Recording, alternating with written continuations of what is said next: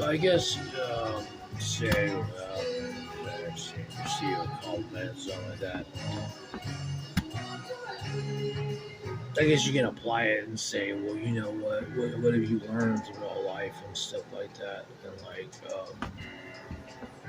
and most recently and stuff like that, considering. And yeah, I learned a lot. I continue to learn, and I learn and keep learning. And I hate it, but you gotta learn. And so, but I don't really like to throw a jinx on it because even that itself sounds like you gotta learn. Yeah, uh, but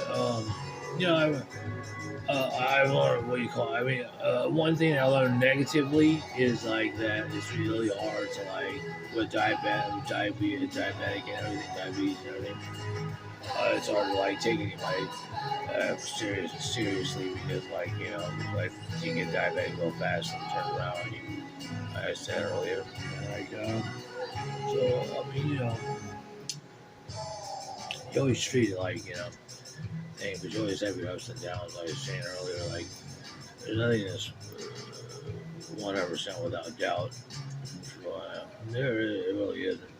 But you know, so yeah, so so when you're up there and you're you're kind of feeling yourself, and you're you're in rare form, I say. Yeah, and then when you come down, crashing down, you're oh man, that sucks and stuff like that.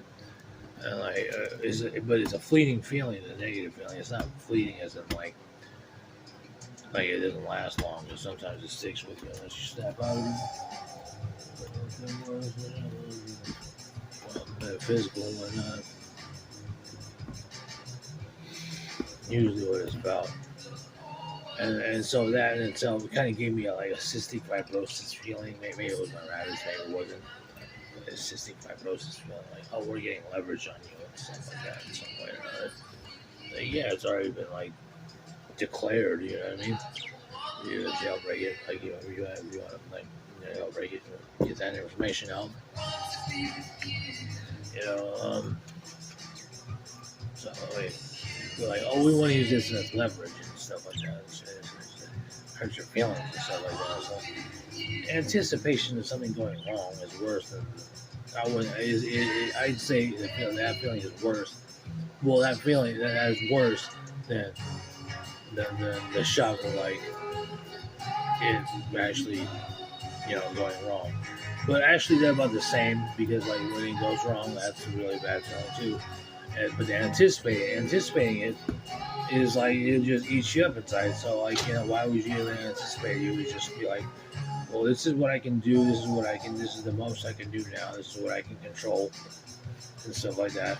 I control, and positively control, and keep it at that, and keep it at that until further notice, if you will. So it's just wicked. So you have to sit over here. So every time you get this inclination of a down turn, oh, I'm not feeling it. Then you get up and a blog up there, real blog or whatever. I'm feeling like this because of such and such and such and such. How long that lasts. So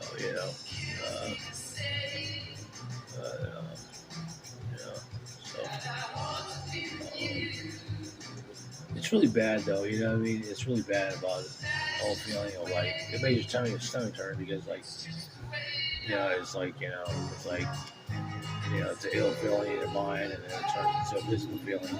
It's a physical feeling, and so all around it's all bad. You know what I mean? So you don't want to feel like that. You don't want to emotionally eat. You don't want to do it. You might have a refrigerator full of food, and you might not feel like eating. Really, only bare necessity to eat. But so then you give yourself all kind of headaches and stuff like that. And so it's just and I'm not saying it's absolving the whole idea, where it's saying, oh, that's good, then such and such. But at the same time, I don't know, I feel in my personal opinion, my personal self, I feel I have to go through such a thing. But if it creates a greater good, and some way or another, I mean, by facilitating, I'm not gonna assume anything, but by facilitating that, it's, you know, it spurns like good for society. But I'm not saying something bad happening to me. It has to be a win-win. You know what I mean? Like nothing bad happened to me, and it spurns a good for society. So it has to be like that.